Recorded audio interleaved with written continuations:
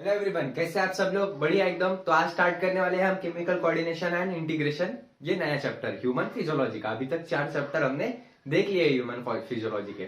सो start करते हैं हम केमिकल कोऑर्डिनेशन और इंटीग्रेशन से। अगर आपको पूरी डिटेल होना होगा और नीट में अगर मार्क्स लेने के होंगे तो पूरा वीडियो देखना है आपने, नहीं तो फिर कोई फायदा नहीं कि बीच में से छोड़ के चले गए आप। पूरा एक खट्टे देखना है, एक साथ देखना है और नोट करते जाना है। जो जो पॉइंट इंपॉर्टेंट बोला है आपको वो, और आपको 100% बेनिफिट होगा। ठीक है, सो पूरा देखना है, वीडियो आखिरी तक देखना है। ठीक है, स्टार्ट करते हैं हम। Neuro endocrine system, coordination and integration endocrine gland. मतलब जो न्यूरो इंडोक्राइन सिस्टम रहता है हमारा, वो क्या काम करता? इट इज नथिंग बट ये एक इंडोक्राइन सिस्टम जैसे काम करता, जो कि कोऑर्डिनेशन एंड इंटीग्रेशन के काम में आता है। ठीक है, किसके किसके? कोऑर्डिनेशन और इंटीग्रेशन के काम में आता है। कोऑर्डिनेशन और इंटीग्रेशन क्या है? तो कोऑर्डिनेशन मतलब कोई चीज को कोऑर्डिनेट करना बॉडी में, मतलब बराबर से चीजें परफॉर्म करना, सिंथेसिस बराबर से चीजों को एनालाइज करके उसका एक बराबर से फंक्शन करना, उस चीज को हम कोऑर्डिनेशन बोलते हैं। और इंटीग्रेशन मतलब कि बराबर से उसको फिगर आउट करके बराबर से उस पर काम करना, इसको हम केमिकल कोऑर्डिनेशन और इंटीग्रेशन बोलते हैं। और केमिकल मतलब क्या? जो केमिकल से कोऑर्डिनेशन हो रहा है उसको हम केमिकल कोऑर्डिनेशन ऐसा बोलेंगे। पिछले चैप्टर में हमने क्या देखा था कि neural control and coordination. So neural control and coordination में क्या होता है कि ब्रेन, सीएनएस और पीएनएस दोनों इन्वॉल्व होता है और उससे कोऑर्डिनेशन होता है। वेयरएज यहाँ पर केमिकल कोऑर्डिनेशन में क्या होगा? केमिकल्स रहेंगे, वो केमिकल्स के जरिए क्या होगा? केमिकल कोऑर्डिनेशन होगा। और वो केमिकल्स कौन से रहेंगे? तो वो केमिकल्स रहेंगे हार्मोन। समझ में आया था? Very good. उसके बाद ये इंडोक्राइन ग्लैंड्स रहते, डक्टलेस ग्लैंड रहते और सिक्रीट करते हार्मोन्स को। क्या करते? सिक्रीट करते हार्मोन्स को। मतलब जो केमिकल कोऑर्डिनेशन में जो ग्लैंड्स रहते हैं वो इंडोक्राइन ग्लैंड रहते। कैसे ग्लैंड रहते? इंडोक्राइन। और कैसे रहते? Ductless. Very very important, very very important. मतलब उनको डक्ट नहीं रहते। अब डक्ट क्या रहता है, मैंने बहुत बार आपको समझाया है। डक्ट मतलब एक नली जैसी स्ट्रक्चर अपने बॉडी के अंदर, उसको हम डक्ट बोल सकते हैं। जहां से कुछ फ्लो होता है उसको हम डक्ट बोल सकते हैं। ठीक है, समझ में आया?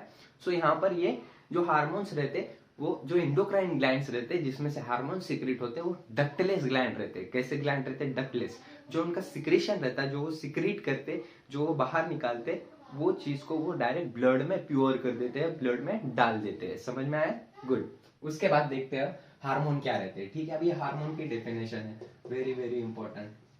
ठीक है, हार्मोन क्या है? It is a chemical produce by a endocrine gland. मैंने जैसे बताया कि ये केमिकल रहते जो प्रोड्यूस होते कहां पर? इंडोक्राइन ग्लैंड से ये प्रोड्यूस होते हैं। ओके, उसके बाद and release into the blood, मतलब ये ब्लड में रिलीज हो जाते हैं। और उसके बाद क्या होता है? Transport to target organ. मतलब कहां पर जाते हैं ये? Target organ. मतलब जहां पर हमको टारगेट ऑर्गन है, जहां पर कुछ देना है हमको मैसेज, वहां पर ये टारगेट ऑर्गन पर जाते हैं। उसके बाद क्या होता है? ये नॉन न्यूट्रिएंट केमिकल रहते हैं, मतलब इनमें कोई न्यूट्रिशन की वैल्यू नहीं रहेगी। क्या नहीं रहेगा?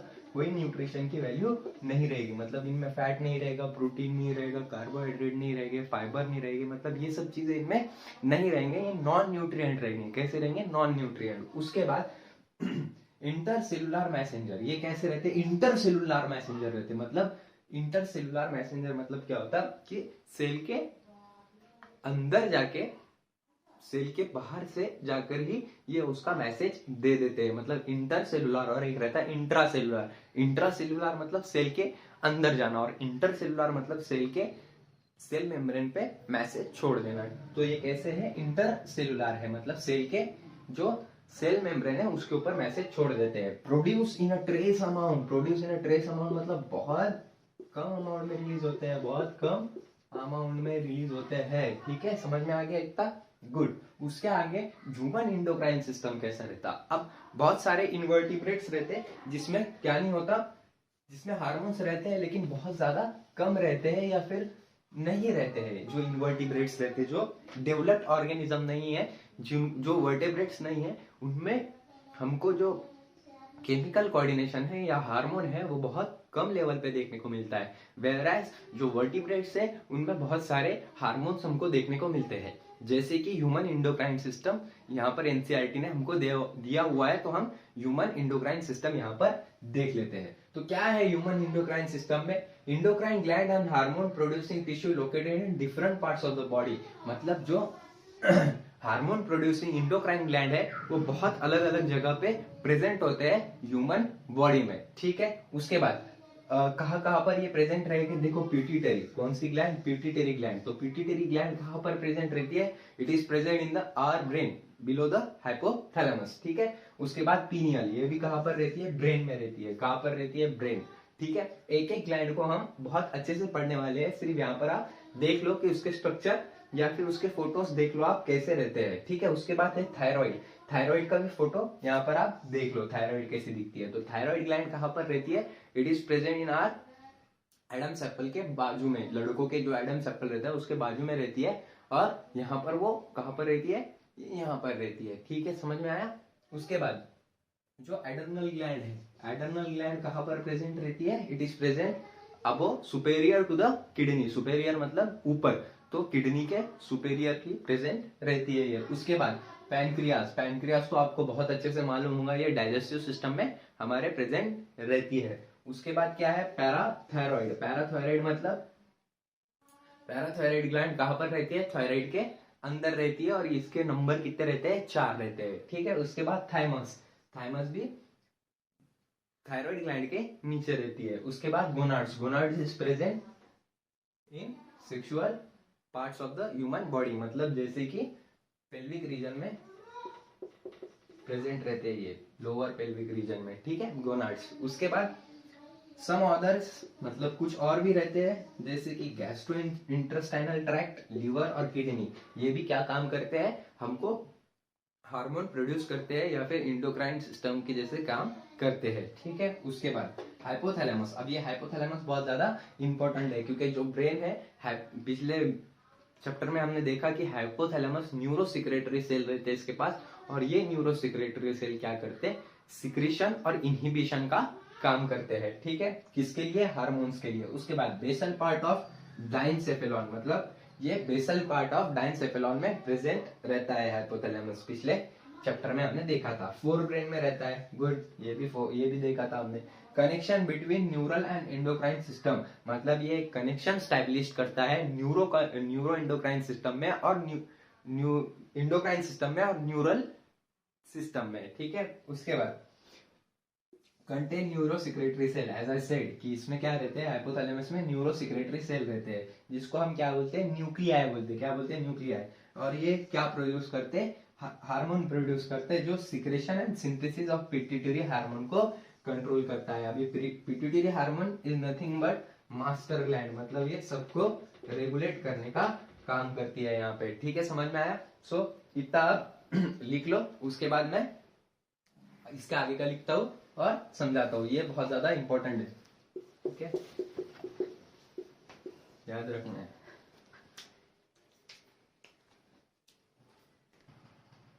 इसके आगे का देखते हैं। तो सोमैटोस्टैटिन क्या है? सोमैटोस्टैटिन का मतलब क्या होता? कि जो हार्मोन ज्यादा अमाउंट में रिलीज हो रहे हैं उसको इनहिबिट करने का काम ये सोमैटोस्टैटिन का रहता। किसका रहता? सोमैटोस्टैटिन का रहता। मतलब जो growth of hormone from pituitary, मतलब जो इनहिबिट करता है ये growth of hormone from pituitary. जो पिट्यूटरी से ग्लैंड एक्स्ट्रा निकल रही है, उस ग्लैंड को कंट्रोल करने के लिए या फिर इनहिबिट करने के लिए, कम करने के लिए सोमैटोस्टैटिन का काम यहाँ पर हमको पड़ता है। किसका काम पड़ता है? सोमैटोस्टैटिन का। उसके बाद this hormone originating in the hypothalamus neuron pass through axon and release from nerve ending. मतलब ये जो हार्मोन रहते हैं वो ओरिजिनेट कहां से होते हैं? हाइपोथैलेमिक न्यूरॉन से ओरिजिनेट होते हैं, और उसके बाद कहां पर जाते हैं? ये एक्सॉन से जाते हैं और नर्व एंडिंग पे ये रिलीज हो जाते हैं। कहां पर रिलीज हो जाते हैं? नर्व एंडिंग पे ये रिलीज हो जाते हैं। This hormone reach the pituitary through portal circulation system. कौन से सिस्टम से? पोर्टल सर्कुलेशन सिस्टम से। आप यहाँ पर डायग्राम देख सकते हो। तो ये पोर्टल सर्कुलेशन सिस्टम से कहां पर जाते हैं? पिट्यूटरी ग्लैंड में जाते हैं। कहां पर जाते हैं? पिट्यूटरी ग्लैंड में जाते हैं, ठीक है। उसके बाद and regulate the function of interior pituitary, मतलब ये इंटीरियर पिट्यूटरी का फंक्शन मेंटेन करने का काम यहाँ पर करते हैं। उसके बाद the posterior pituitary is under the direct neural regulation of hypothalamus. मतलब जो पोस्टीरियर पिट्यूटरी रहती वो डायरेक्ट रेगुलेशन में रहती, किसके? हाइपोथैलेमस में। मतलब जो एंटीरियर पिट्यूटरी है वो किससे कंट्रोल होगी? वो कंट्रोल होगी पोर्टल सर्कुलेशन सिस्टम से, जो कि हाइपोथैलेमिक न्यूरॉन से, जो उसका वो रहेगा नर्व एंडिंग, वहां से वो हार्मोन को रिलीज करेगा हाइपोथैलेमस, और हाइपोथैलेमस से वो कहां पर जाएंगे? नर्व एंडिंग से उसके एक्सॉन से ट्रैवल होंगे, नर्व एंडिंग से किसकी तरफ जाएंगे? पिट्यूटरी की तरफ जाएंगे। कौन सी वाली?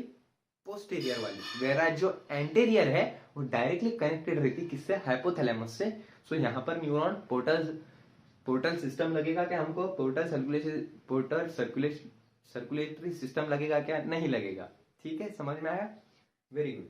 सो यहाँ पर हमारा बेसिक कंप्लीट होता है। इसके बाद हम पिट्यूटरी ग्लैंड यहाँ पर चालू करने वाले हैं। ठीक है, तो पिट्यूटरी ग्लैंड हम अगले लेक्चर में देखेंगे।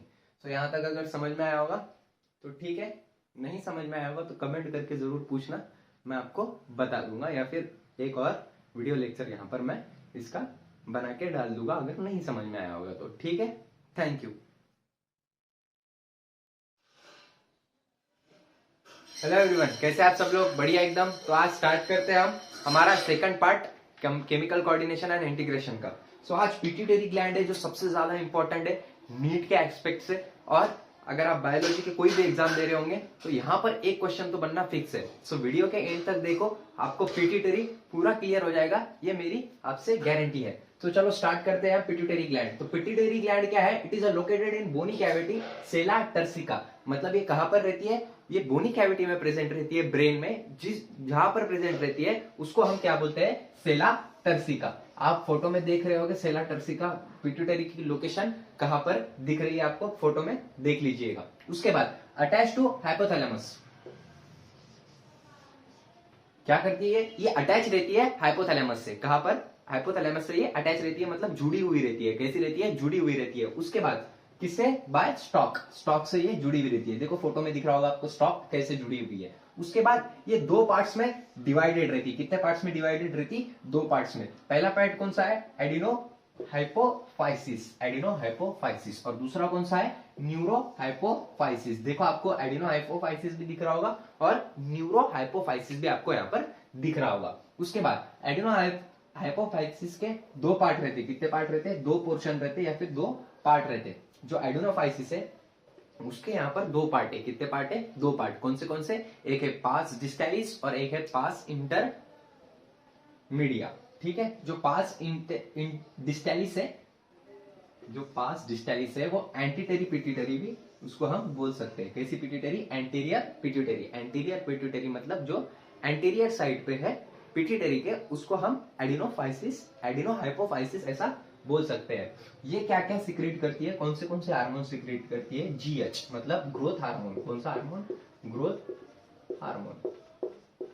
उसके बाद और क्या सिक्रेट करती है? ये प्रोलैक्टिन। प्रोलैक्टिन मतलब PRL। ठीक है, ये प्रोलैक्टिन सिक्रेट करती है। ये एक एक हार्मोन को हम बहुत अच्छे से डिटेल में देखने वाले हैं। बस आप ये नोट डाउन कर लीजिएगा आपकी किताब में या बुक में, और फिर उसके बाद हम एक एक जो हार्मोन है उसको डिटेल में देखेंगे। सिर्फ यहाँ पर ये याद रखना है अपने को कि कौन सा हार्मोन कहां से रिलीज होता है। तो एडिनो हाइपोफाइसिस के पार्ट्स डिस्टैलिस से, जो कि एंटीरियर पिट्यूटरी है, उससे क्या क्या सीक्रेट होता है? एक तो ग्रोथ हार्मोन, दूसरा प्रोलैक्टिन, उसके बाद थायराइड स्टिमुलेटिंग हार्मोन मतलब TSH, उसके बाद एडिनोकॉर्टिकोट्रोपिक हार्मोन मतलब ACTH, उसके बाद ल्यूटिलाइजिंग हार्मोन मतलब LH, उसके बाद फॉलिकुलर स्टिमुलेटिंग हार्मोन मतलब FSH। ये सब किससे रिलीज होता है? ये पास डिस्टैलिस इंटरपिट्यूटरी एडिनो हाइपोफाइसिस से रिलीज होने वाले हार्मोन है। कैसे? एडिनो हाइपोफाइसिस से रिलीज होने वाले, पास डिस्टैलिस से इंटरपिट्यूटरी से रिलीज होने वाले हार्मोन है। जो पास डिस्टैलिस है उसको ही हम एंटीरियर पिट्यूटरी बोल सकते हैं। ठीक है, इसकी ट्रिक है, वो ट्रिक याद रख लीजिएगा। यहाँ पर लिख देता हूं मैं, ट्रिक दिख रहा है आपको। सो इसकी ट्रिक कैसे याद रखना है? PA पर्सनल असिस्टेंट मतलब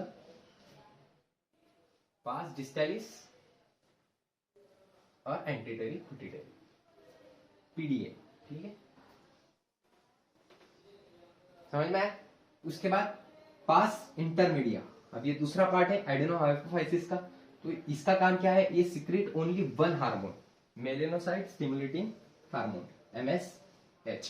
ये सिर्फ जो पास इंटरमीडिया है वो सिर्फ एक ही हार्मोन को सिक्रीट करती है जिसका नाम है मेलेनोसाइट स्टिमुलेटिंग हार्मोन, जो बॉडी के पिगमेंटेशन मतलब जो कलर रहता है अपना बॉडी का उसको रेगुलेट करने का काम करती है। फंक्शन हम यहाँ पर नहीं देखेंगे, बाद में हम डिटेल में देखने वाले हैं फंक्शन। तो यहाँ पर हमको सिर्फ याद क्या रखना है कि पिट्यूटरी सिक्रीट क्या क्या करती है। तो पिट्यूटरी क्या, जो मैं रिवाइज कर देता हूँ एक बार आपको। जो पिट्यूटरी है वो दो पार्ट में डिवाइडेड है। सबसे पहले है एडिनो हाइपोफाइसिस, दूसरा है न्यूरो हाइपोफाइसिस। जो एडिनो हाइपोफाइसिस है उसके दो पार्ट से, एक है पार्स डिस्टैलिस जिसको हम एंटीरियर पिट्यूटरी बोलते हैं, और एक है पार्स इंटरमीडिया जिसको हम क्या बोलते हैं, जो एक ही हार्मोन सिक्रेट करती है जिसका नाम है मेलेनोसाइट। इसको हम पोस्टीरियर पिट्यूटरी भी बोल सकते हैं। ओके, उसके बाद जो पास डिस्टैलिस है एंटीरियर पिट्यूटरी है, वो GH, prolactin, thyroid, adeno corticoid trophic hormone, luteinising hormone और फॉलिकुलर स्टिमुलेटिंग हार्मोन, ये इतने हार्मोन यहाँ पर सिक्रेट करने का काम करती है। ठीक है, उसके बाद कौन सी है, दूसरा पार्ट है हमारा न्यूरो हाइपोफाइसिस। कौन सा है, न्यूरो हाइपोफाइसिस। तो न्यूरो हाइपोफाइसिस का दूसरा नाम क्या है, पार्स नर्वोसा।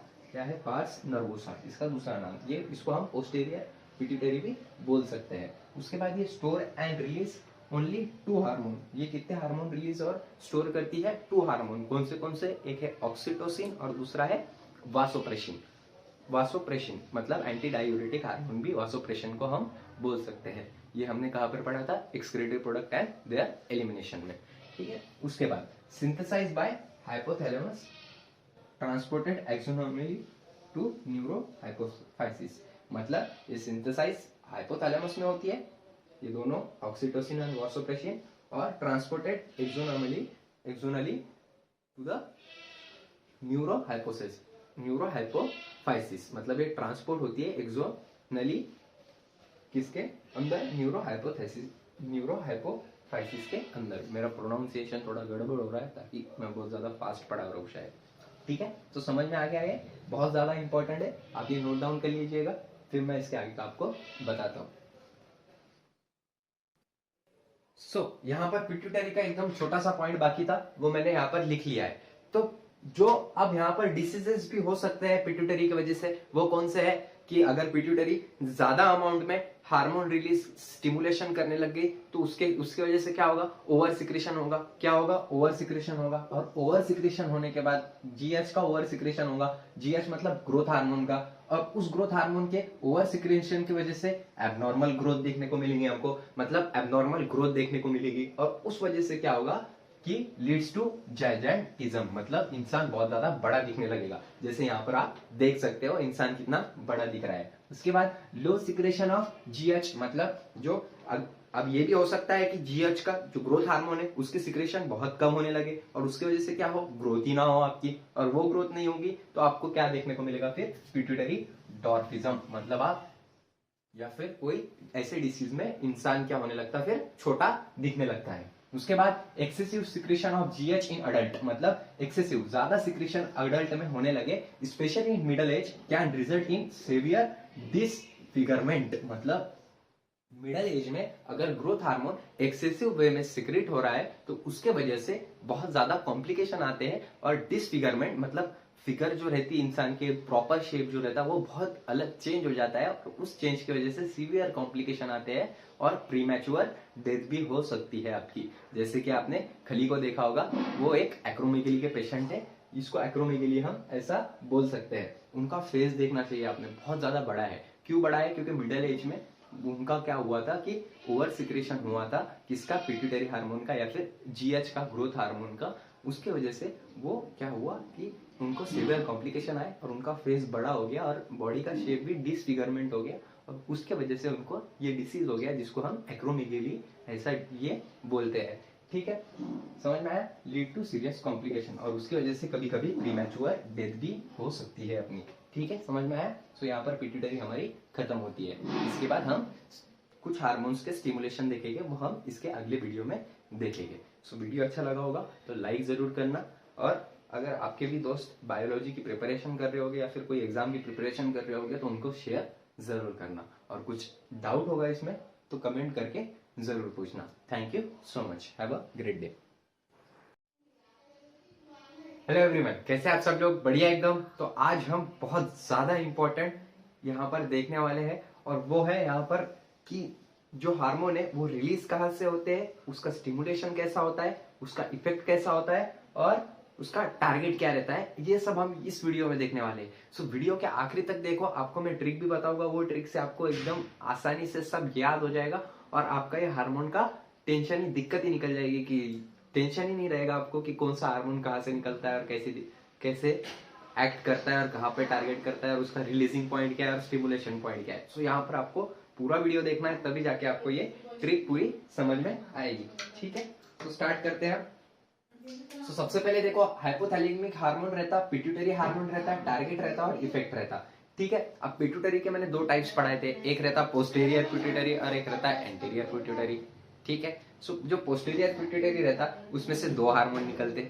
ठीक है, ये बोला था मैंने। सो जो भी हाइपोथैलेमस है वो रिलीज करने का काम करता है। क्या काम करता है? रिलीज करने का काम करता है। वेरी वेरी इंपॉर्टेंट, ये याद रखो आप।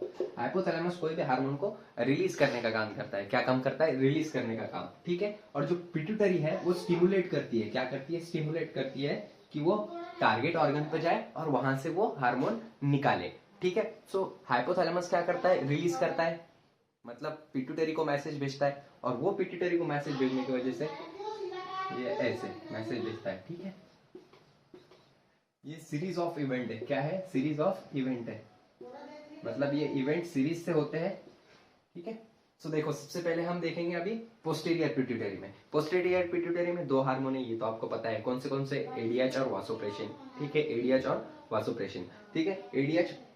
तो जो हाइपोथैलेमस है, हाइपोथैलेमस हार्मोन एडीएच को क्या करेगा? प्रोडक्शन करेगा। प्रोडक्शन करेगा मतलब प्रोडक्शन यहाँ पर एडीएच का और ऑक्सीटोसिन का प्रोडक्शन हाइपोथैलेमस में होगा। ठीक है, कहाँ पर होगा? एडीएच मतलब एंटी डायूरेटिक हार्मोन, वासोप्रेसिन और ऑक्सीटोसिन, ये दोनों का प्रोडक्शन कहाँ पर होगा? हाइपोथैलेमिक हार्मोन में होगा। समझ में आ गया? उसके बाद ये एडीएच और ऑक्सीटोसिन यहाँ पर जाकर एक्ट करेंगे प्यूटिटरी हार्मोन पे। कौन से प्यूटिटरी पे? पोस्टीरियर प्यूटिटरी पे जाके वर्क करेंगे, और वहां से एडीएच निकालेंगे और ऑक्सीटोसिन निकालेंगे, मतलब रिलीज करेंगे। ठीक है, क्या करेंगे? रिलीज करेंगे। ठीक है, फिर ये एडीएच और ऑक्सीटोसिन कहाँ पर जाएगा? जो एडीएच है वो कहाँ पर जाएगा? टारगेट पे जाएगा। टारगेट कौन सा है उसका? किडनी है, स्वेट ग्लैंड है और सर्कुलेटरी सिस्टम है। किडनी है, स्वेट ग्लैंड है और सर्कुलेटरी सिस्टम है। ठीक है, समझ में आया? किडनी क्यों है? क्योंकि वाटर ऑब्जर्व करने के लिए, स्वेट ग्लैंड वाटर को रोकने के लिए, मतलब स्वेट जो निकल रहा है उसको रोकने के लिए, और सर्कुलेटरी सिस्टम भी यहाँ पर बहुत ज्यादा इफेक्ट टारगेट है एडीएच का। ठीक है, यहाँ पर ये ऐसे होगा, टारगेट पे जाएगा, टारगेट फिर टारगेट पे ये कंट्रोल करेगा, और टारगेट पे कंट्रोल होने की वजह से इफेक्ट क्या होगा? हमारा वाटर पे बैलेंस आएगा। क्या आएगा? वाटर बैलेंस होगा। समझ में आया? ये नोट कर लो और लिख लो, यही ट्रिक से आपको बहुत जल्दी याद हो जाएगा। दूसरे में बहुत कंफ्यूज हो जाओगे आप। ये सिंपल है, ये सिंपल इसमें आपको बता दिया गया है, सो वो देख लीजिएगा। फिर उसके बाद है ऑक्सीटोसिन। क्या है? ऑक्सीटोसिन। तो ऑक्सीटोसिन कहाँ से निकलेगा? पिट्यूटरी हार्मोन से निकलेगा, और ऑक्सीटोसिन रिलीज होगा यहाँ से। ये कहाँ पर जाके एक्ट करेगा? फीमेल रिप्रोडक्टिव सिस्टम पे। कहाँ पर? फीमेल रिप्रोडक्टिव सिस्टम पे। और जैसे इसने फीमेल रिप्रोडक्टिव सिस्टम पे जाकर वर्क किया, मतलब यूटेरस में, स्पेशली यूटेरस में जब वर्क किया, तब उसका इफेक्ट क्या होगा? ऑक्सीटोसिन रिलीज होगा। कहाँ से?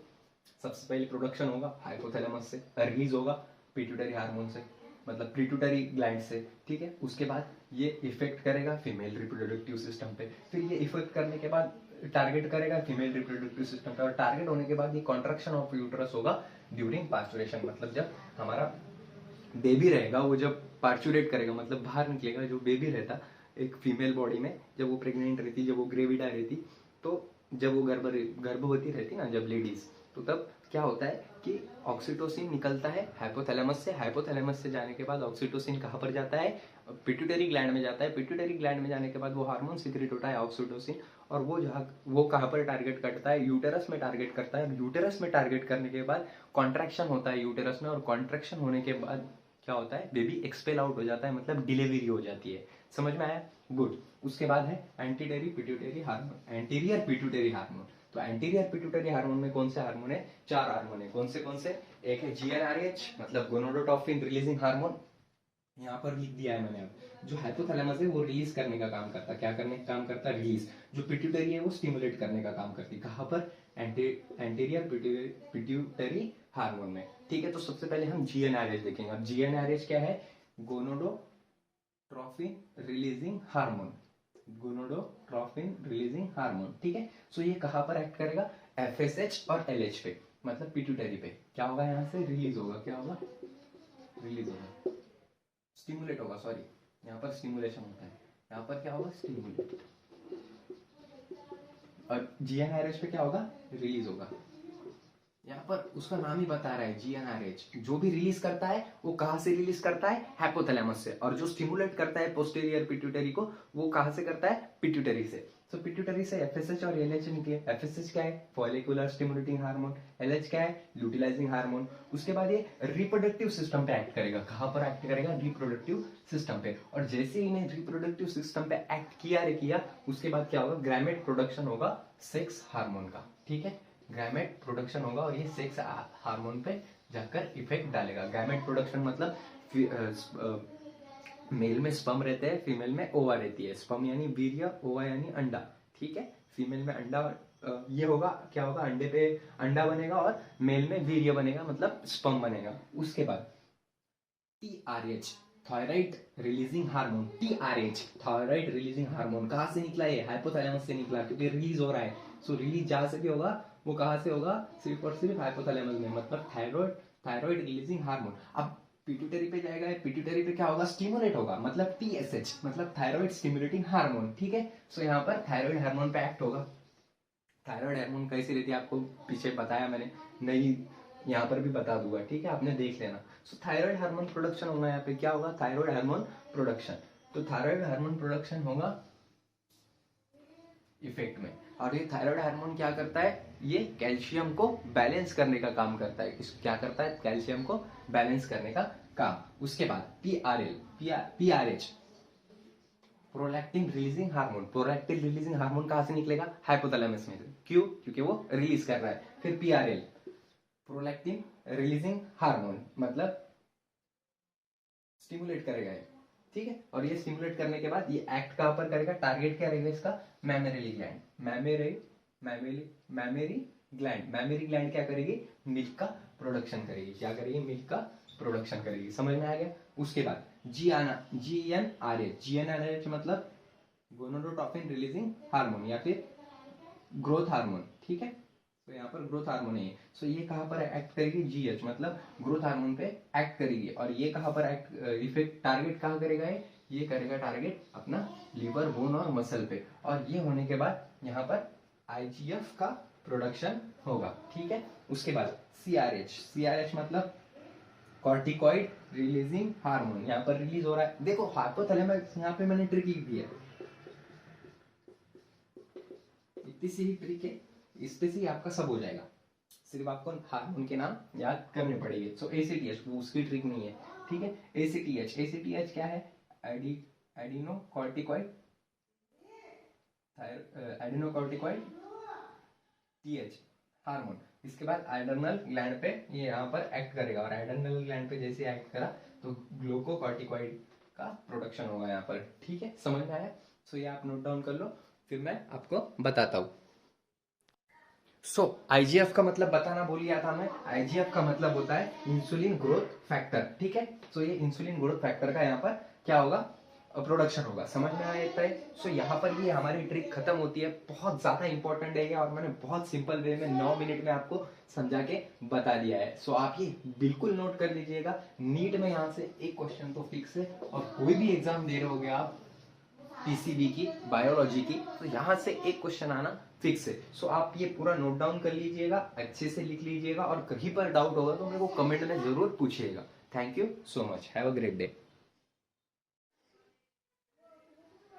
हेलो एवरीवन, कैसे आप सब लोग, बढ़िया एकदम।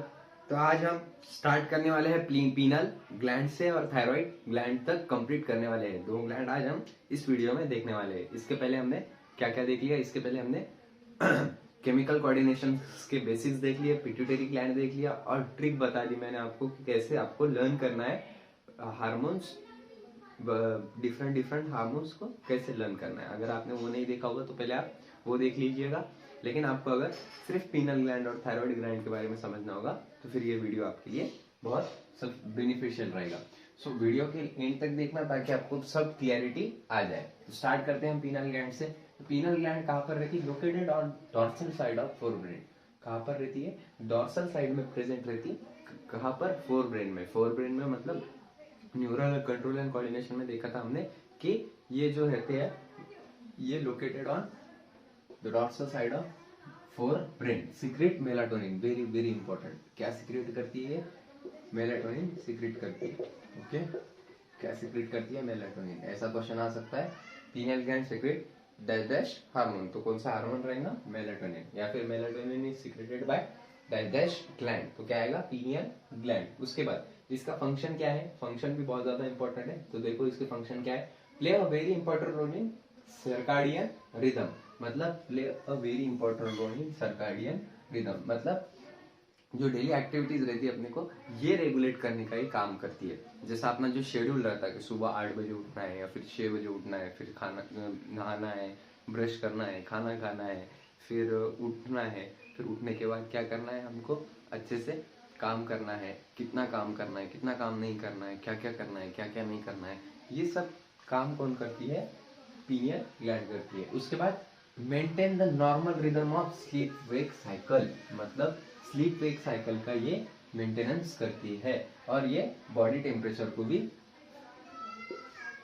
मेंटेन करने का काम करती है। ऑल्सो इन्फ्लुएंस डिफेंस कैपेबिलिटी, मतलब जो स्लीप वेक साइकिल रहती है अपनी कि रात को हमको 10 बजे सोना है या फिर 11, अलग अलग पर्सन के हिसाब से वैरी करता है कि हम 10 बजे हमको नींद आ जाती है, किसी को 11 बजे आती है, किसी को 12 बजे आती है। This is just because of melatonin जो कि पीनियल ग्लैंड से सीक्रेट होती है। ठीक है, ये हार्मोन है। सो जब आपको नींद आती है और आपको कब उठना है कि सुबह 6 बजे उठना है, सो ये सब काम किसका है? मेलाटोनिन का है या फिर पीनियल ग्लैंड का है। उसके बाद इन्फ्लुएंस मेटाबॉलिज्म, मेटाबॉलिज्म को इन्फ्लुएंस करती है, पिगमेंटेशन को इन्फ्लुएंस करती है और मेंस्ट्रुअल साइकिल को इन्फ्लुएंस करती है। What is metabolism? The chemical reaction which is taking place in human body is known as metabolism, मतलब ऐसे रिएक्शन जो केमिकल के जरिए परफॉर्म हो रहे हैं बॉडी में, उसको हम क्या बोलते हैं? मेटाबॉलिज्म बोलते हैं। ठीक है, सो ये भी ये कंट्रोल करने का काम करती है। उसके बाद ये पिगमेंटेशन, मतलब जो कलर है अपना, कितना कलर है, मेलानोसाइट्स, कितना कलर निकालना है, कितना कलर नहीं निकालना है, ये सब किस पे डिपेंड रहता है? मेलाटोनिन पे डिपेंड रहता है। मतलब मेलानोसाइट्स कितना निकालना है इनको, कि पर्सन कितना ब्लैकिश रहेगा और कितना व्हाइटिश रहेगा, इसके बीच में ये मेलाटोनिन का फर्क पड़ता है, ये इफेक्ट करती है। उसके बाद क्या है? Menstrual cycle. मेंस्ट्रुअल साइकिल मतलब जो फीमेल में एक साइकिल रहती है जो कि रिप्रोडक्टिव साइकिल को बहुत रिप्रोडक्शन में बहुत ज्यादा काम में आती है, उसको मेंस्ट्रुअल साइकिल बोलते हैं। ठीक है, जो 28 डेज की रहती है। उसके बाद अब यहाँ पर आएंगे हम थायराइड ग्लैंड पे। So what is thyroid gland? Thyroid gland, अब ये खत्म हो गई हमारी पीनल ग्लैंड। ओके, सो इसको याद रखना है आपने। उसके बाद थायराइड ग्लैंड क्या है? तो थायराइड ग्लैंड कहाँ पर है? टू लोब्स, दो लोब्स रहते हैं। देखो आपको डायग्राम में दिख रहा होगा कैसे दिखती है thyroid gland. Two lobes located on either side of trachea, मतलब ट्रकिया के आइदर साइड पे प्रेजेंट रहती है ये। देखो आपको फिगर में दिख रहा होगा कैसे प्रेजेंट रहती है।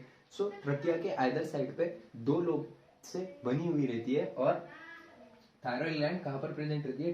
ट्रकिया के आइदर साइड पे। उसके बाद both lobe connected with thin flap, मतलब ये दोनों जो लोब रहते हैं वो थिन फ्लैप से कवर अप रहते। उस थिन फ्लैप को हम क्या बोलते हैं? ईस्थमस बोलते हैं। क्या बोलते हैं? ईस्थमस बोलते हैं। ईस्थमस क्या है? कनेक्टिव टिश्यू से बना हुआ है। किससे बना हुआ है? Connective tissue. कनेक्टिव टिश्यू मतलब जोड़ने वाला टिश्यू। स्ट्रक्चरल ऑर्गेनाइजेशन में हम इसको बहुत अच्छे से देखेंगे, समझ में आएगा। उसके बाद थायराइड ग्लैंड, अब ये थायराइड ग्लैंड क्या रहती? किससे बनी हुई रहती? Made up of follicles and stromal tissue, मतलब ये दो कंपोनेंट से बनी हुई रहती। एक रहता फॉलिकल्स और दूसरा रहता स्टोर्मल टिश्यू। देखो आप देख रहे होगे। ठीक है, सो ये दो इससे मिलके बना हुआ रहता। सो फॉलिकल्स जो रहते, अब हमारी बात सिर्फ फॉलिकल्स पे चल रही है। फॉलिकल्स भी फॉलिकुलर सेल से बने हुए रहते। किससे बने हुए रहते? फॉलिकुलर सेल से बने हुए रहते। किससे बने हुए रहते? Follicular cell. This follicular cell synthesize two hormone, मतलब ये जो फॉलिकुलर सेल्स रहते हैं वो हार्मोन बनाते हैं। कौन सा है? T3 यानी T4। सो T3 कौन सा है? Try आइडो thyroxine. और T4 कौन सा है? Tetra आइडो thyroxine. मतलब देखो जो 1 रहता है उनको अपन क्या बोलते हैं? मोनो बोलते हैं। जो 2 रहता है उसको क्या बोलते हैं? हम बाय। जो तीन रहता है उसको हम बोलते हैं ट्राई। और जो 4 रहता है उसको क्या बोलते हैं हम? ट्राई टेट्रा टेट्रा बोलते हैं। क्या बोलते हैं? टेट्रा। सो यहाँ पर T4 और T3 रिलीज करने का काम किसका है यहाँ पर, थायराइड ग्लैंड का है। वेरी वेरी इंपॉर्टेंट, ठीक है, समझ में आ गया। सो ये आप नोट डाउन कर लो, उसके आगे का हम थायराइड ग्लैंड के बारे में देखते हैं।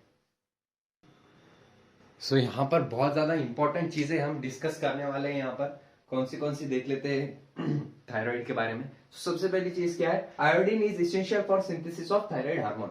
मतलब आयोडीन जो रहता है वो बहुत ज्यादा इंपॉर्टेंट रहता किसके लिए, सिंथेसाइज ऑफ थायराइड हार्मोन के लिए। किसके, थायराइड हार्मोन के लिए, सिंथेसाइज के लिए बहुत ज्यादा इंपॉर्टेंट ये यहाँ पर रहता है। उसके बाद डिफिशियंसी ऑफ आयोडीन, मतलब बॉडी में से आयोडीन कम हो गया, क्या हो गया, आयोडीन कम हो गया। अब डिफिशियंसी ऑफ आयोडीन हो गया तो क्या होगा, ग्वाइटर आएगा। देखो आपको फोटो में दिख रहा होगा ग्वाइटर कैसे दिखता है, कैसे दिखता है ग्वाइटर, देखो तो ग्वाइटर आएगा और उस ग्वाइटर की वजह से क्या होगा कि हाइपोथायरॉयडिज्म होगा। हाइपोथायरॉयडिज्म मतलब कि कम हो गया अब आयोडीन और सिंथेसाइज कम हो गया तो ऑटोमेटिकली क्या होगा, हाइपोथायरॉयडिज्म। मतलब आयोडीन की कमी की वजह से थायराइड हार्मोन कम निकलने लगा है, या थायरो कैल्सिटोनिन हार्मोन कम निकलने लगा है, और उसकी वजह से क्या हुआ, ग्वाइटर हो गया। आयोडीन की ये करने के लिए, रिक्वायरमेंट पूरी करने के लिए वो आजू बाजू फैल गया। ठीक है, समझ में आया। तो इसको क्या बोलेंगे हम, ग्वाइटर बोलेंगे। ठीक है, सिर्फ ग्वाइटर। उसके बाद इनलार्जमेंट ऑफ थायराइड ग्लैंड, बोला मैंने आपको इनलार्जमेंट हो जाएगी कहां पर, थायराइड ग्लैंड में। इनलार्जमेंट मतलब बड़ा हो जाएगा। उसके बाद ड्यूरिंग प्रेगनेंसी, प्रेगनेंसी के टाइम पे डिफिशियंसी, अगर प्रेगनेंसी के टाइम पे भी डिफिशियंसी ऑफ आयोडीन रहेगा और थायराइड कम रहा बॉडी में तो क्या होगा, डिफेक्टिव डेवलपमेंट एंड मैचुरेशन। मतलब जो बेबी रहेगा उसका डेवलपमेंट प्रॉपर नहीं हो पाएगा, ना ही मैचुरेशन प्रॉपर हो पाएगा। ठीक है, और baby leading to stunt growth, उस वजह से बेबी की ग्रोथ कैसी होगी, स्टंट होगी। स्टंट होगी मतलब बहुत खराब होगी, अच्छे से नहीं हो पाएगी और वो दुबला पतला रहेगा, और उसकी ग्रोथ जो रहती है फिटस की वो प्रॉपरली नहीं हो पाएगी। जो बच्चे की माँ के पेट में ग्रोथ होती है वो ग्रोथ नहीं हो पाएगी, किसकी वजह से, हाइपोथायरॉयडिज्म की वजह से। ओके, उसके बाद लीडिंग टू स्टंट, यही डिसीज को हम क्या बोलते हैं, क्रिटिनिज्म बोलते हैं। जो बेबी का डिसीज रहता उसको हम क्रिटिनिज्म बोलते हैं। वो बेबी में मेंटल रिटार्डेशन, मतलब जो मेंटल रिटार्डेशन मतलब वो बच्चे जैसा बिहेव करेगा बहुत दिनों तक भी, मतलब उसका जो ब्रेन है वो प्रॉपर डेवलप्ड नहीं हो पाएगा। लो आईक्यू रहेगा उसका, मतलब जो इंटेलिजेंट क्वेश्चन रहता, जो हम सोचते, जो सेरेब्रल कॉर्टेक्स रहता है हमारा, जो सोचने का, प्रोसीजर का, सबका डिसीजन लेता है, उसमें वो क्या रहेगा कि बराबर से उसका आईक्यू डेवलप नहीं हो पाएगा। आईक्यू डेवलप नहीं हो पाएगा मतलब वो सोच नहीं पाएगा बराबर से, काम नहीं कर पाएगा, फैसले नहीं ले पाएगा जल्दी से। ठीक है, उसके बाद एबनॉर्मल स्किन, मतलब उसकी स्किन जो रहेगी वो एबनॉर्मल रहेगी। आप देख सकते हो फोटो में कैसे दिखता है क्रिटिनिज्म का पेशेंट। ठीक है, सो और क्या होगा कि एबनॉर्मल स्किन भी रहेगी उसकी, और वो डिफ भी रह सकता है। डिफ मतलब बहरा। ठीक है, समझ में? ओके, उसके बाद in adult women hypothyroidism cause irregular menses, मतलब जो हाइपोथायरॉयडिज्म रहता, जो कम निकल रहा है,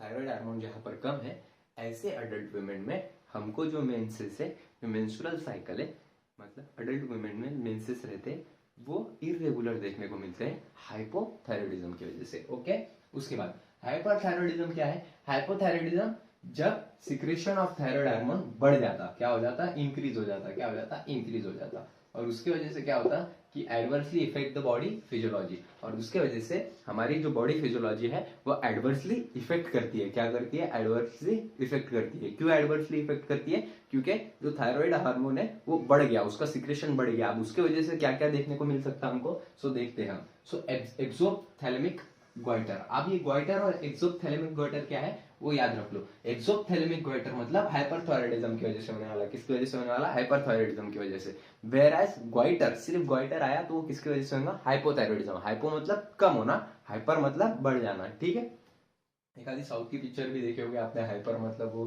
डिशुम डिशुम ऐसे पिक्चरों के नाम रहते नहीं क्या उनके, तो हाइपर मतलब ज्यादा बढ़ जाना और हाइपो मतलब कम हो जाना। ठीक है, so hyperthyroidism, enlargement of eyeball. सबसे पहले यहाँ पर देखो, आप फिगर देख लो एक्सोथैलेमिक गाइटर की। सो यहाँ पर क्या होता, बल्जी आईज हो जाते हैं और आंखें बाहर निकलने को करती, क्या करने को करती, बाहर निकलने को करती। ठीक है, उसके बाद इंक्रीज बेसल मेटाबॉलिज्म, मतलब जो बेसल मेटाबॉलिज्म रेट रहता अपना वो बढ़ जाता। बेसल मेटाबॉलिज्म तो आपको बताया मैंने पीछे ही कि chemical reaction which is taking place in human body is known as basal metabolism rate. उसके बाद वेट लॉस हो जाता आपका, वेट क्या हो जाता, वेट लॉस हो जाता, मतलब वेट कम हो जाता। उसके बाद इसको हम, इस बीमारी को हम ग्रेव्स डिसीज ऐसा बोलते हैं, क्या बोलते हैं, ग्रेव्स डिसीज। उसके बाद इसके फंक्शन क्या क्या है, फंक्शन क्या क्या देखने को मिलते हैं हमको, तो regulation of basal metabolism rate, मतलब रेगुलेट करता है ये बेसल मेटाबॉलिज्म रेट को। उसके बाद help in red blood formation, मतलब जो आरबीसी रहते हैं हमारे, उनको ये बढ़ाने का काम यहाँ पर करता है। उसके बाद maintenance of water and electrolyte balance, मतलब वाटर और इलेक्ट्रोलाइट, इलेक्ट्रोलाइट मतलब Na+, Ca+, जो भी इलेक्ट्रोलाइट रहते हैं अपने बॉडी में, Na+, Ca+, K+, ये इलेक्ट्रोलाइट को बैलेंस करने का काम ये यहाँ पर करता है। उसके बाद metabolism of fat, carbohydrate and protein, मतलब ये फैट, कार्बोहाइड्रेट और प्रोटीन के जो मेटाबॉलिज्म रहते हैं उसको भी मेंटेन करने का काम यहाँ पर करता है। उसके बाद थायराइड ग्लैंड, ये calcitonin, thyrocalcitonin, sorry thyrocalcitonin,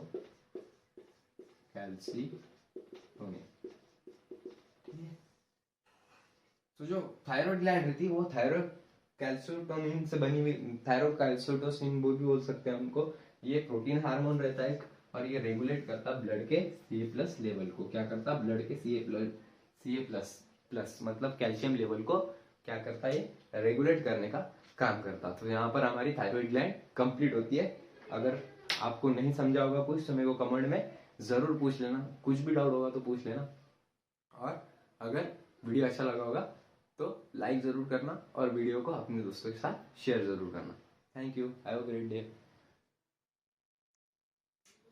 hello everyone, कैसे आप सब लोग, बढ़िया एकदम। तो आज स्टार्ट करने वाले हैं हम पैराथायरॉइड ग्लैंड। अभी तक हमने कौन से ग्लैंड देख लिए, पिट्यूटरी ग्लैंड देख लिए और थायराइड ग्लैंड देख लिए। उसके बाद हम पैराथायरॉइड ग्लैंड देखने वाले हैं। सो वीडियो के एंड तक बने रहना, आपके पूरे कंसेप्ट यहाँ पर क्लियर हो जाएंगे। तो स्टार्ट करते हैं हम पैराथायरॉइड ग्लैंड से। तो पैराथायरॉइड ग्लैंड नंबर में कितने हैं, 4 ग्लैंड है, कितने हैं, 4 है नंबर में। 4 पैराथायरॉइड ग्लैंड कहां पर प्रेजेंट रहते हैं, located back side of thyroid, मतलब जो थायराइड ग्लैंड है उसके बैक साइड में प्रेजेंट रहते हैं, जैसे आप फोटो में देख सकते हो कैसे बैक साइड पे वो प्रेजेंट है। उसके बाद सीक्रेट पेप्टाइड हार्मोन, मतलब कैसा हार्मोन सीक्रेट करते हैं, ये पेप्टाइड हार्मोन सीक्रेट करते हैं। कौन सा टाइप का हार्मोन सीक्रेट करते हैं, पेप्टाइड हार्मोन, ठीक है। इनका टाइप कौन सा है, थायराइड, पैराथायराइड हार्मोन कैसा है, पेप्टाइड हार्मोन है। उसके बाद पैराथायराइड हार्मोन को हम पीटीएच भी बोलते हैं। ये काम क्या करता है, increase Ca+ level in blood, मतलब कैल्शियम को ब्लड में बढ़ाने का काम यहाँ पर किसका है, पैराथायराइड हार्मोन का है। उसके बाद पीटीएच मतलब parathyroid hormone act on bones and stimulate process of bone reabsorption, मतलब आपको पता होगा कि बोन जो रहती है वो रिजर्वायर रहता Ca+ का, कैल्शियम का, मतलब कैल्शियम बोन्स में बहुत ज्यादा कैल्शियम रहता है। इसलिए ये पैराथायराइड हार्मोन क्या करती है, जब ब्लड में का कैल्शियम लेवल कम हो गया तब वो वहां से जो बोन है उसका रीएब्जॉर्प्शन करेगी और बोन में से Ca मतलब कैल्शियम लेवल निकालेगी और ब्लड में वापस डालेगी। और क्या करता है, stimulate reabsorption of calcium from renal tubules, मतलब एक्सक्रीटरी प्रोडक्ट में हमने देखा था कि रीनल ट्यूब्यूल में से कैसे रीएब्जॉर्प्शन होता है यूरिन फॉर्मेशन के दौरान। तो यहाँ पर पैराथायराइड हार्मोन का काम क्या है कि ये रीनल ट्यूब्यूल में से भी कैल्शियम को बाहर निकालने का काम करती है, ठीक है, उसको रीएब्सॉर्ब करने का काम करती है। उसके बाद इंक्रीज एब्जॉर्प्शन ऑफ Ca+ मतलब कैल्शियम फ्रॉम डाइजेस्टेड फूड, मतलब इसका सिंपल काम क्या है पैराथायराइड हार्मोन का, कि कैल्शियम का लेवल को बढ़ाना, इंक्रीज करना, क्या करना, इंक्रीज करना। और यहाँ पर जो इसको हाइपर कैल्सियमिक हार्मोन भी बोला गया है। कैसे, क्या बोला गया है, हाइपर कैल्सियमिक हार्मोन। हाइपर कैल्सियमिक हार्मोन मतलब कि कैल्शियम को बढ़ाने वाला हार्मोन। उसके बाद जो पैराथायराइड ग्लैंड रहती है और थायरोकैल्सिटोनिन रहता, मतलब टीसीटी, पीटीएच और टीसीटी। पीटीएच मतलब पैराथायराइड हार्मोन और टीसीटी मतलब थायरोकैल्सिटोनिन हार्मोन। सो ये दोनों हार्मोन मिलके क्या करते हैं, ब्लड के कैल्शियम लेवल को मेंटेन करते हैं। अगर पीटीएच बढ़ गया तो ब्लड में कैल्शियम बढ़ जाएगा, अगर टीसीटी बढ़ गया, थायरोकैल्सिटोनिन, सो ब्लड में क्या होगा कि कैल्शियम का लेवल ड्रॉप हो जाएगा। समझ में आया, गुड। उसके बाद मेंटेन Ca+ इन बॉडी, ये तो बता दिया मैंने, ठीक है, समझ में आ गया ये, ओके। उसके बाद थाइमस ग्लैंड देखेंगे हम। अब ये थाइमस ग्लैंड कहाँ है, इसका सबसे पहले लोकेशन देखते हैं। तो थायराइड ये लोब्यूलर स्ट्रक्चर का रहता है, कैसे स्ट्रक्चर का रहता है, लोब्यूलर स्ट्रक्चर का रहता है। उसके बाद लोकेटेड बिहाइंड स्टर्नम, कहां पर रहता है, स्टर्नम के बिहाइंड पे रहता है। कहाँ पर रहता है? स्टर्नम के बिहाइंड पे, देखो आप फोटो में दिख रहा होगा आपको। एंड बिटवीन लंग्स, मतलब लंग्स के बीच में रहता है। ओके, उसके बाद इसका मेजर रोल क्या है? Major role development of immune system, मतलब जो इम्यून सिस्टम है उसको डेवलपमेंट करने का काम ये करता है। कैसा हार्मोन है? It is a type of peptide hormone, peptide hormone का टाइप है एक। उसके बाद थाइमोसिन ये रिलीज करता है, थाइमस ग्लैंड है, सो थाइमोसिन ये सीक्रेट करता है। उसके बाद play a major role in differentiation of T lymphocyte, मतलब टी लिम्फोसाइड को ये मैचुरेशन करने में बहुत ज्यादा हेल्पफुल रहता, इंपॉर्टेंट रहता। जो टी लिम्फोसाइड है वो क्या करती? सेल मीडिएटेड इम्यूनिटी देती है हमको। हम ये कहां पर पढ़ेंगे? ये हम ह्यूमन डिसीज एंड ट्रीटमेंट में पढ़ने वाले हैं, जो कि 12वीं का चैप्टर है। तो ये प्रोवाइड सेल मीडिएटेड इम्यूनिटी, ठीक है। उसके बाद also promote production of antibodies to provide humoral immunity, मतलब एंटीबॉडीज भी बनाने का काम ये यहाँ पर करती है, जो कि ह्यूमरल इम्यूनिटी देने का हमको काम करता है, ठीक है। इतना आप ये लिख लो, ये बहुत ज्यादा इंपॉर्टेंट है। इसके आगे का मैं फिर बताता हूँ आपको, लिख लो यार।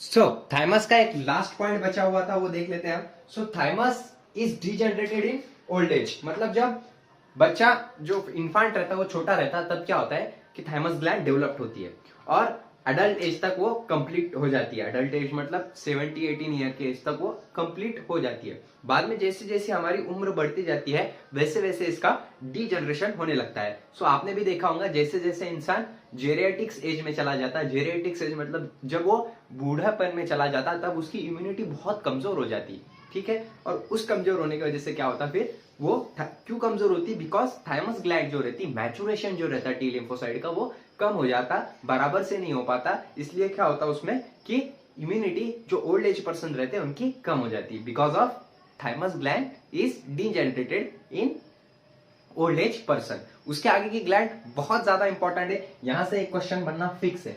सो एडर्नल ग्लैंड, एडर्नल ग्लैंड में क्या रहता है कि एडर्नल ग्लैंड वन पेयर रहती है, इसका one pair anterior part of kidney पे रहती है और सुपेरियर रहती है किडनी को। सुपेरियर मतलब ऊपर, आप देख रहे होगे कि कैसे दिखती है यहाँ पर adrenal gland part of kidney. उसके बाद टू टाइप्स रहते हैं इसके, टू टाइप्स के टिश्यूज इसमें देखने को मिलते हैं हमको। एक रहता है एडर्नल कॉर्टेक्स और एक रहता है एडर्नल मेडुला। अब मैंने आपको बताया था कि जो एडर्नल कॉर्टेक्स रहता वो कैसा रहता, कॉर्टेक्स मतलब बाहर का लेयर और मेडुला मतलब मिडल का लेयर। ट्रिक भी बताई थी, मिडल मतलब मेडुला मतलब बीच में, मिडल मतलब बीच में होता ना, सो बीच में मेडुला मतलब अंदर का, और एडर्नल कॉर्टेक्स मतलब बाहर का, ठीक है। सो सबसे पहले हम क्या देखने वाले हैं? एडर्नल मेडुला के हार्मोन देख लेते हैं कौन से है। तो एडर्नल हार्मोन के मेनली दो हार्मोन है, एक है एडर्नलाइन और एक है नॉर एडर्नलाइन। कौन से? एडर्नलाइन और नॉर एडर्नलाइन। एडर्नलाइन को हम नेफ्रिन भी बोल सकते हैं, इपिनेफ्रिन, सॉरी इपिनेफ्रिन भी बोल सकते हैं,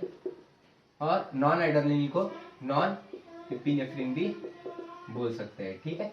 सो ये दोनों को मिला के, ये दोनों जब मिल जाते हैं तब इनको हम क्या बोलते हैं? कैटाकोलामाइंस। क्या बोलते हैं? कैटाकोलामाइंस। क्या बोलते हैं? कैटाकोलामाइंस। वेरी वेरी इंपॉर्टेंट, ये यहाँ पर आपको नोट कर लेना है, कैटाकोलामाइंस क्या रहते हैं। उसके बाद ये इमरजेंसी हार्मोन के जैसे काम करते हैं। कैसे काम करते हैं? ये इमरजेंसी हार्मोन है। कैसे हार्मोन है? इमरजेंसी। अब इमरजेंसी हार्मोन मतलब कैसा, देख लो यहाँ पर। और हार्मोन ऑफ फाइट और फ्लाइट। क्यों इनको इमरजेंसी हार्मोन या फाइट और फ्लाइट हार्मोन बोला गया है? ताकि ये इमरजेंसी में, इंसान जब इमरजेंसी में रहता है, जैसे कुत्ता अपनी तरफ भाग के आया, ठीक है। तो जैसे कुत्ता भाग के आया, अपने एड्रेनलिन सीक्रेट होगा और नॉन एड्रेनलिन सीक्रेट होगा, और वो कुत्ते को देख के हमारा अलर्टनेस बढ़ जाएगा, हार्ट बीट बढ़ जाएगा, कॉन्ट्रेक्शन ऑफ हार्ट बीट बढ़ जाएगा, पिलो इरेक्शन होगा, मतलब गूज़बम्स आएंगे अपने को, बाल खड़े हो जाएंगे अपने हाथ के, और हम तेजी से भागने लगेंगे। सो क्यों भागने लगेंगे? क्योंकि हमारे पास इमरजेंसी है, और इमरजेंसी में क्या सीक्रेट हुआ? एड्रेनलिन और नॉन एड्रेनलिन ग्लैंड सीक्रेट हुए, कैटाकोलामाइन सीक्रेट हुए। उसके वजह से क्या हुआ? प्यूपिल डायलेशन हुआ। प्यूपिल डायलेशन होने के साथ साथ क्या हुआ कि हार्ट का कॉन्ट्रैक्शन बढ़ गया। हार्ट का कॉन्ट्रैक्शन बढ़ने की वजह से हार्ट बीट बढ़ गई। हार्ट बीट बढ़ने की वजह से हम तेजी से भागने लगे और हमको पिलो इरेक्शन भी हो गया, मतलब हमारी स्किन पे के बाल भी खड़े हो गए। इसलिए इसको फाइट और फ्लाइट हार्मोन भी बोला जाता है, और साथ ही साथ इमरजेंसी हार्मोन भी बोला जाता है। देखो यहाँ पर लिखा हुआ है, अलर्टनेस बढ़ जाती है, पिपिलरी डायलेशन होता है, पिलो इरेक्शन होता है, स्वेटिंग होती है, ठीक है।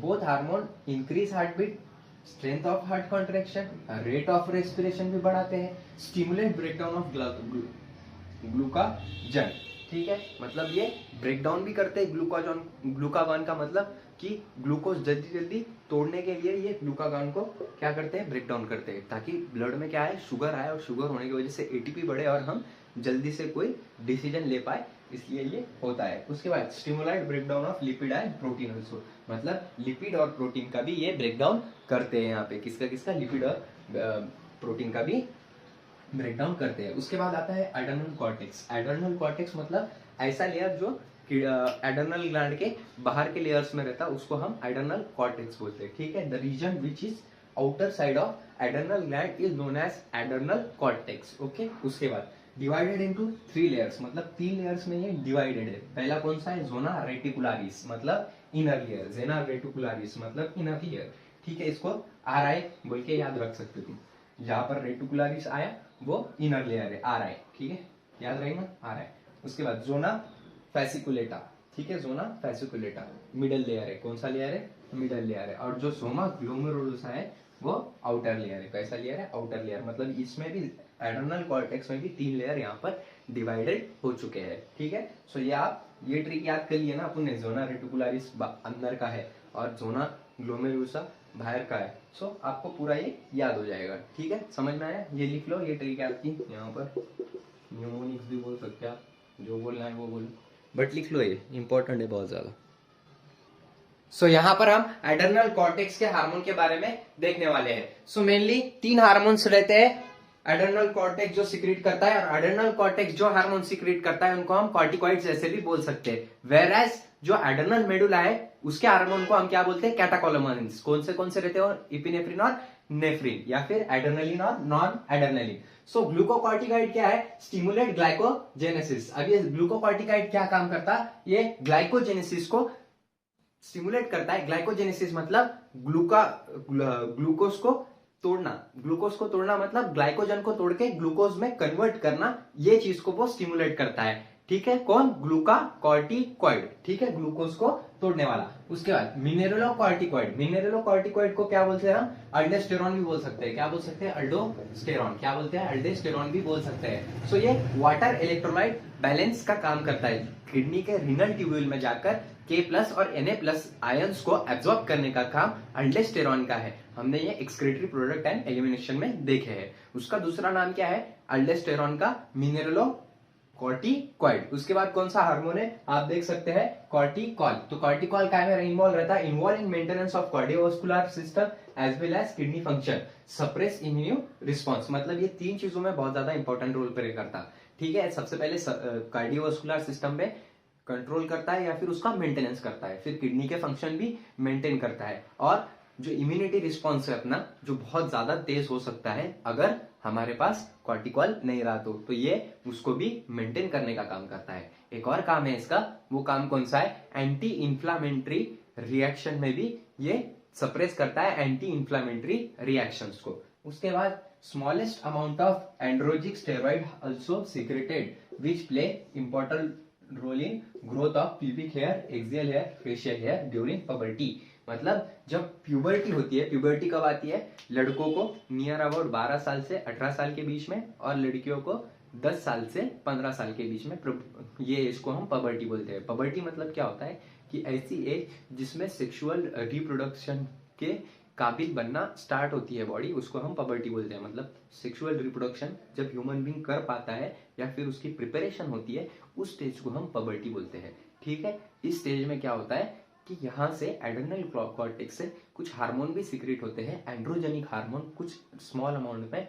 वो फेशियल हेयर और आर्म के हेयर और प्यूबिक हेयर, मतलब जो पार्ट्स रहते हैं हमारे रिप्रोडक्टिव पार्ट्स, वहां पर हेयर डेवलप्ड होना स्टार्ट होते हैं। ठीक है, समझ में आया। सो यहाँ पर हमारा एडर्नल ग्लैंड भी कंप्लीट होता है। ठीक है, thank you so much. Hello everyone, कैसे आप सब लोग, बढ़िया एकदम। तो आज हम स्टार्ट करने वाले हैं पैनक्रियास के बारे में। ठीक है, यहाँ तक हमने क्या क्या पढ़ लिया, पूरे हार्मोन्स के बारे में यहाँ तक हमने देख लिया। कौन से हार्मोन्स के बारे में देखा, thyroid gland, parathyroid gland, pituitary gland और पीनियल ग्लैंड। आज हम पैनक्रियास के बारे में पढ़ने वाले हैं। सो पैनक्रियास क्या रहती? It is a composite gland, act as both endocrine and exocrine gland. मतलब ये इंडोक्राइन जैसे भी एक्ट करती है और एक्सोक्राइन के जैसे भी एक्ट करती है। इंडोक्राइन मतलब अपने हार्मोन्स के जैसे, मतलब जो जैसे हार्मोन एक्ट करते हैं कि वो डक्टलेस रहते, डायरेक्ट ब्लड में अपना सिक्रेशन प्योर कर देते और उनमें कोई भी डक्ट नहीं रहती, ऐसे टाइप के ये ग्लैंड रहते हैं। वेयर एज एक्सोक्राइन ग्लैंड कैसे रहते हैं? जो डाइजेस्टिव सिस्टम में काम आते हैं, वो उनको हम एक्सोक्राइन ग्लैंड ऐसे बोलते हैं। ठीक है, सो एक्सोक्राइन ग्लैंड भी है ये पैनक्रियाज और इंडोक्राइन भी, लेकिन यहाँ पर हमको क्या पढ़ना है? सिर्फ इंडोक्राइन, क्योंकि हम केमिकल कोऑर्डिनेशन पढ़ रहे हैं। ठीक है, सो स्टार्ट करते हैं। Composite gland act as both endocrine and exocrine gland, बोल दिया मैंने ये। ठीक है, उसके बाद endocrine consist islet of Langerhans. क्या?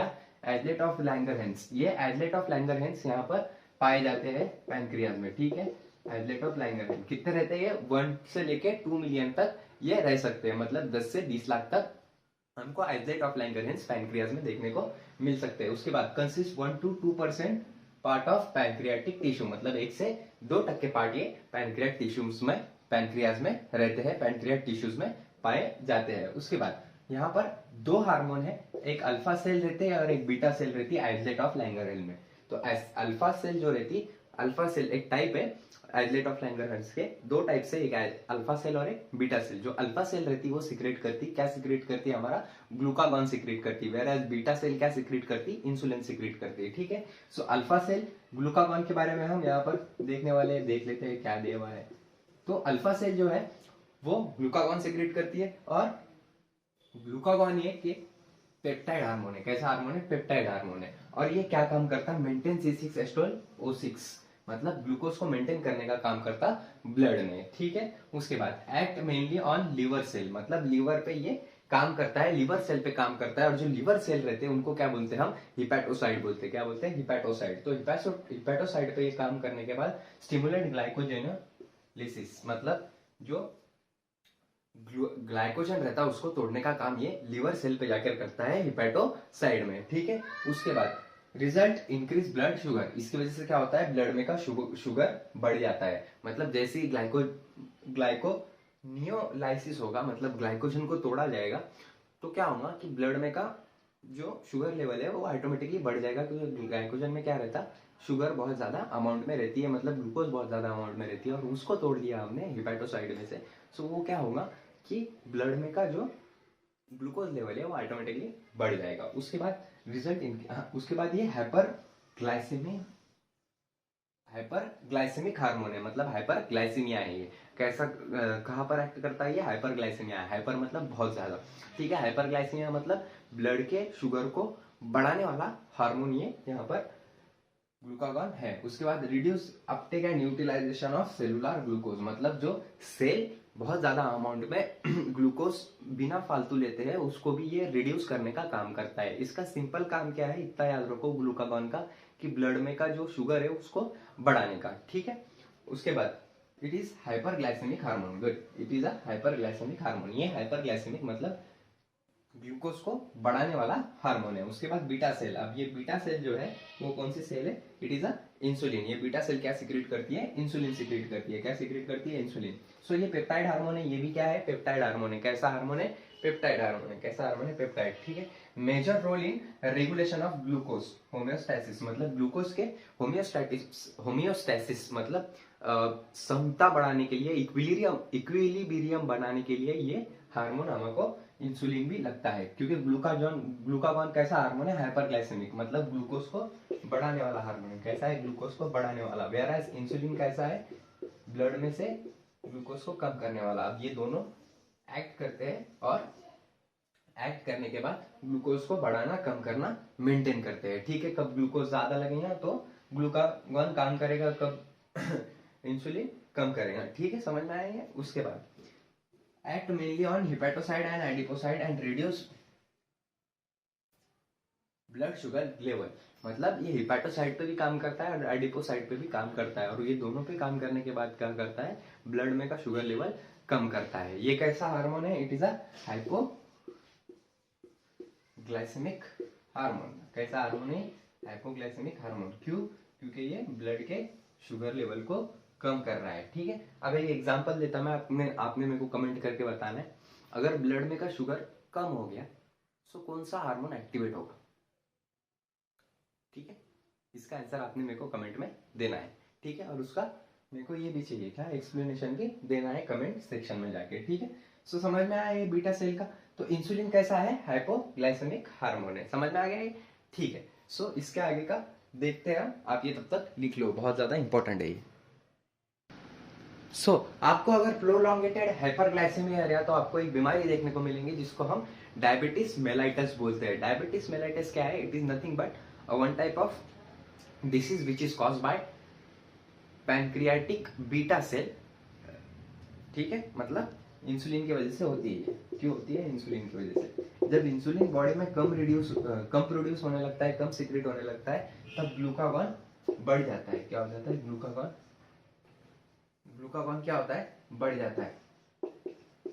और ग्लूकागॉन बढ़ने की वजह से क्या होता है कि ग्लूकागॉन बढ़ गया तो फिर ब्लड में शुगर लेवल बढ़ जाएगा, और इसकी वजह से क्या होगा, हमको डायबिटीज मेलाइटस होगा, जिसको हम शुगर भी बोल सकते हैं। क्या बोल सकते हैं, शुगर बोलते हैं, मराठी में मधुमेह बोलते हैं। ठीक है, तो समझ में आ गया इतना।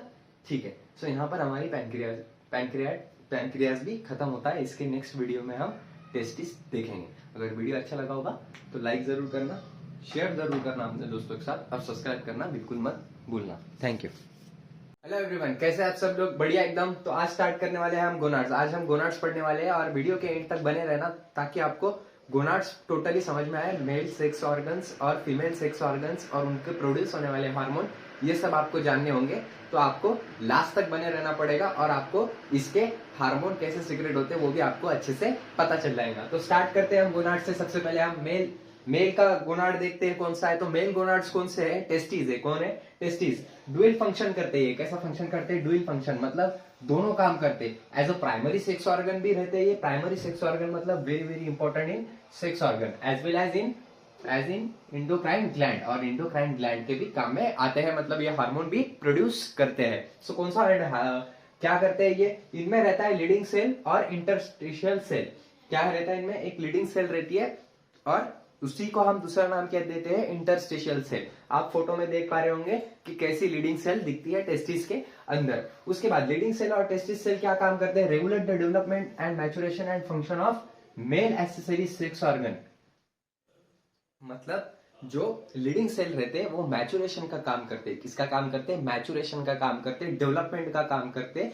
कौन से ऑर्गन का, मेल एक्सेसरी सेक्स ऑर्गन का। एक्सेसरी सेक्स ऑर्गन मतलब जो सेकेंडरी सेक्स ऑर्गन है उनका। प्राइमरी सेक्स ऑर्गन तो टेस्टिस है अपनी, ठीक है, लेकिन जो एक्सेसरी है उसकी हेल्प करते हैं टेस्टिस की स्पर्म बनाने में। वो एक्सेसरीज सेक्स ऑर्गन रहते हैं, मतलब हेल्प करने वाले टेस्टिस को स्पर्म बनाने में। तो वो कौन कौन है, इपिडाइडाइमिस है, वास डिफरेंस है, और कौन है, सेमेनिकल वेसिकल है, प्रोस्टेट ग्लैंड है, यूरेथरा है, ईटीसी। ये सब ग्लैंड को मैचुरेट करने का काम, मतलब मैच्योर करने का काम, बनाने का काम, और उसको डेवलपमेंट का काम कौन करता है, इंटरस्टिशियल सेल करते हैं, मतलब लीडिंग सेल्स यहाँ पर करते हैं। उसके बाद हार्मोन स्टिमुलेट मस्कुलर ग्रोथ। ये हार्मोन क्या क्या काम करता है, तो मस्कुलर ग्रोथ मतलब जो मसल्स रहते हैं अपने, उसकी ग्रोथ करने में ये बेनिफिशियल रहता है, काम करता है। उसके बाद growth of facial and axillary hair, मतलब फेशियल हेयर, देखो ये फेशियल हेयर है, और ये एक्सिलरी हेयर है, एक्सियल के, और प्यूबिक हेयर मतलब जो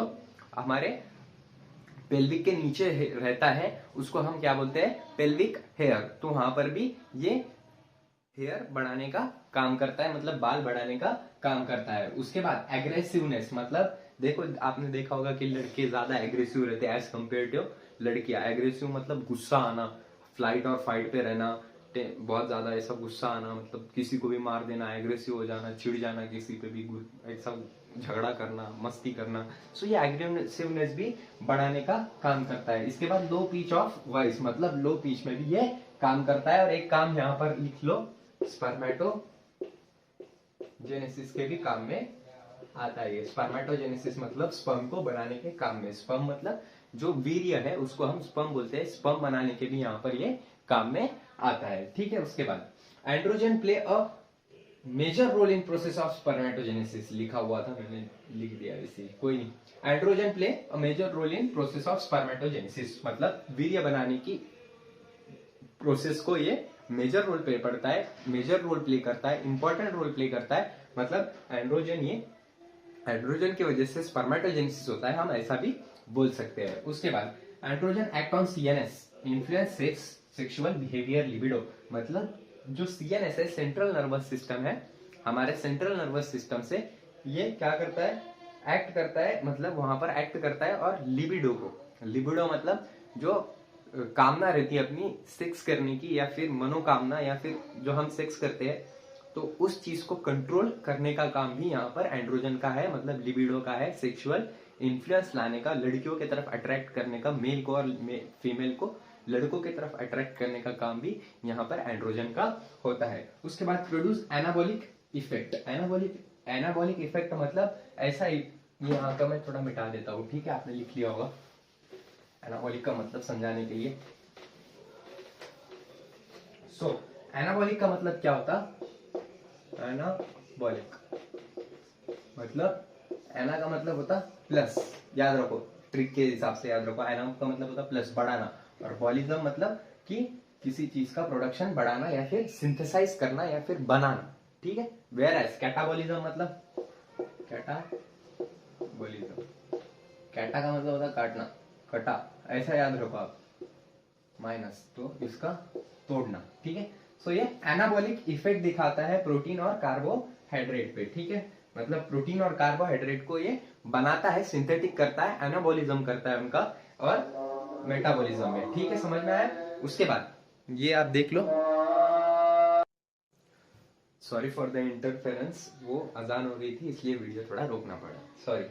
सो कोई नहीं, हम देखते हैं। तो हार्मोन, तो यहाँ पर हार्मोन कौन से, हाइपोथैलेमिक हार्मोन रहते हैं। ये कौन से हाइपोथैलेमिक हार्मोन या फिर पिट्यूटरी हार्मोन यहाँ पर एक्ट करते हैं, तो एलएच और एफएसएच। एलएच मतलब ल्यूटिलाइजिंग हार्मोन, और एफएसएच मतलब फॉलिकुलर स्टिमुलेटिंग हार्मोन। ये हमने हाइपोथैलेमिक हार्मोन में देखा है पहले वीडियोज में, ठीक है। तो एलएच जो रहता है वो लीडिंग सेल पे एक्ट करता, कहां पर एक्ट करता, लीडिंग सेल पे, कहां पर, लीडिंग सेल पे। और ये क्या बनाता, एंड्रोजन, क्या बनाता, एंड्रोजन। याद रहेगा आपको, बिल्कुल याद रहेगा, मेरे को श्योरिटी आपको याद रहेगा। याद कैसा करना है इसको, ट्रिक इसकी याद करने की, एलएच, एल से भी लीडिंग आता कि नहीं आता, गुड। उसके बाद एफएसएच, एफएसएच कहां पर एक्ट करता है, सर्टोली सेल पे, सर्टोली सेल पे एक्ट करता है। कहां पर एक्ट करता है, सर्टोली सेल पे। सर्टोली सेल को आप याद रख लेना, कैसे याद रख लेना, दो ही सेल रहते हैं टेस्टिस में, एक रहती लीडिंग सेल और एक रहती सर्टोली सेल। लीडिंग सेल का काम क्या है, maturation and development of spermatogenesis, मतलब maturation and development of accessory sex organ. Whereas Sertoli का काम क्या है, इसको न्यूट्रिशन प्रोवाइड करना स्पर्म्स को, किसको, न्यूट्रिशन प्रोवाइड, ठीक है, किसको न्यूट्रिशन प्रोवाइड करती है, स्पर्म को न्यूट्रिशन प्रोवाइड करती है। तो एफएसएच किसको स्टिमुलेट करता है, सर्टोली सेल को, वेयर एज एलएच किसको स्टिमुलेट करता है, लीडिंग सेल को, ठीक है। याद रहेगा आपको ये, ठीक है, ये आप पूरा लिख लो। और फिर इसके बाद में आपको इसके आगे का हम फीमेल रिप्रोडक्टिव सिस्टम चालू करते हैं, सॉरी फीमेल गोनाड्स चालू करते हैं। हमारा मेल गोनाड्स खत्म हो गया है, हम इसके बाद ओवरी देखने वाले हैं, लिख लो ये आप तब तक। यहां पर हम फीमेल ओवरी के बारे में देखते हैं, या फिर फीमेल गोनाड्स के बारे में देखते हैं। तो फीमेल ओवरी क्या काम करती है, it act as primary sex organ and also and endocrine gland, मतलब ये दोनों के जैसा एक्ट करती है, जैसा टेस्टिस एक्ट करती है मेल में, वैसे यहाँ पर ओवरी भी फीमेल में दोनों तरह से एक्ट करती है, ठीक है। Produce one ovum each menstrual cycle, in each menstrual cycle, ठीक है। मतलब ये हर मेंस्ट्रुअल साइकिल में एक ओवम प्रोड्यूस करती है। ओवम मतलब एग मतलब अंडा बोलते हैं उसको, और मराठी में अंडाशय ऐसा बोलते हैं, ठीक है। सो अंडा प्रोड्यूस करती है हर महीने में। उसके बाद produce two types of steroid hormone, मतलब दो तरीके के स्टेरॉइड हार्मोन प्रोड्यूस करती है। अब ये दूसरे पेप्टाइड हार्मोन थे, कोई प्रोटीन हार्मोन था, कोई अलग अलग टाइप के हार्मोन हमने देखे। ये कैसे हार्मोन रहते, स्टेरॉइड हार्मोन रहते। अब स्टेरॉइड हार्मोन मतलब क्या होता है भैया, तो स्टेरॉइड हार्मोन मतलब ऐसे हार्मोन जो सेल के रिसेप्टर पे ना जाके डायरेक्ट न्यूक्लियस के साथ अपना संबंध जोड़े, उस को हम क्या बोलते हैं, स्टेरॉइड हार्मोन। ठीक है, तो ये स्टेरॉइड हार्मोन दो प्रोड्यूस करती है, एक रहता है ईस्ट्रोजन और एक रहता प्रोगेस्टेरॉन। ठीक है, कौन से ईस्ट्रोजन और प्रोगेस्टेरॉन।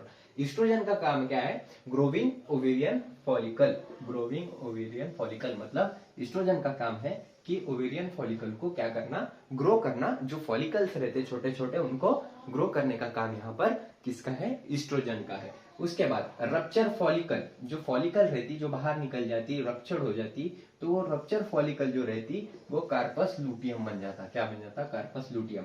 मतलब फॉलिकल तो फॉलिकल में से एक तो बाहर निकल गया, लेकिन जो रप्चर हुआ फॉलिकल रहता वो क्या बन जाता, आपको यहाँ पर डायग्राम में दिख रहा होगा अच्छे से।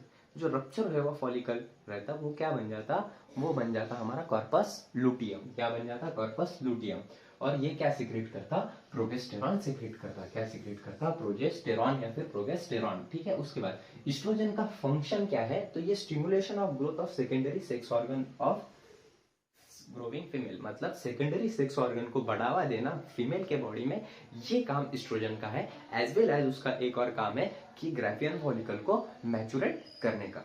ठीक है, सो क्या क्या काम है इसका एस्ट्रोजन का, कि ग्रोविंग ओवेरियन फॉलिकल, ये तो देख लिया हमने। अफेरियंस फीमेल सेकेंडरी सेक्सुअल कैरेक्टर, मतलब फीमेल सेक्सुअल कैरेक्टर को भी बढ़ावा देने का काम एस्ट्रोजन का है। लाइक मैमेरी ग्लैंड, मतलब जो स्तन रहते फीमेल के उसको बढ़ाने का काम, और जो हिप बोन रहती उसको भी बढ़ाने का काम ये यहाँ पर एस्ट्रोजन का रहता है। जो हिप बोन, पेल्विस जो बड़ा रहता, पेल्विस बड़ा हो जाता फीमेल में, this is just because of oestrogen. ठीक है, उसके बाद मैमेरी ग्लैंड बताया मैंने, डेवलपमेंट। उसके बाद रेगुलेट फीमेल सेक्सुअल बिहेवियर, मतलब जो फीमेल का सेक्सुअल बिहेवियर रहता वो भी कंट्रोल करने का काम यहाँ पर किसका है, वो भी कंट्रोल करने का काम यहाँ पर एस्ट्रोजन का है। प्रोजेस्टेरॉन का काम क्या है, प्रोजेस्टेरॉन का काम है support pregnancy.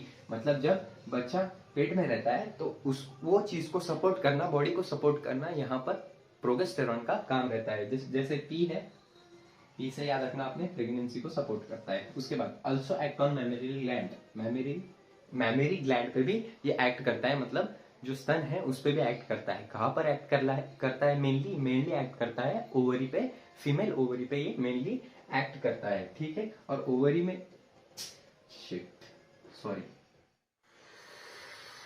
Stimulate formation of अल्वोली। Ovary, अल्वोली की जगह ओवरी बोल दिया मैंने, फास्ट पढ़ाने में ऐसी होता है। ठीक है, सॉरी, लिटरली सॉरी, आई अपोलोजाइज।